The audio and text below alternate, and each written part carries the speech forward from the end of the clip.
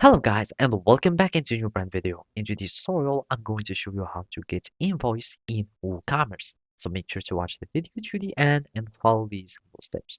So first, all we need to do is to go and having this invoice or packet module. And to do so, you will need just to add a plugin, or you can just go to the WooCommerce and then you will need to go to extensions. And then you will need just to search for an invoice uh, extension in the WooCommerce marketplace. So now I'm just going to click on search, and basically you can just have this PDF invoice uh, extension and you can get it. And after that, you will be able to start printing and getting your invoices in WooCommerce. In my case, I just have uh, go to plugin and then I have installed a new plugin. So you can just click on add new plugin and then you will need just to search for this plugin.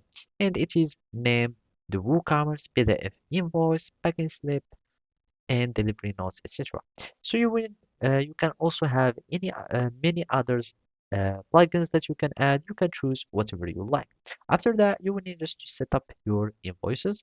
So I'm just going to the invoice, and can just skip the invoice setup if you'd like, or you can set up your invoice. So from here, you can add anything that you would like, and there are also some premium features.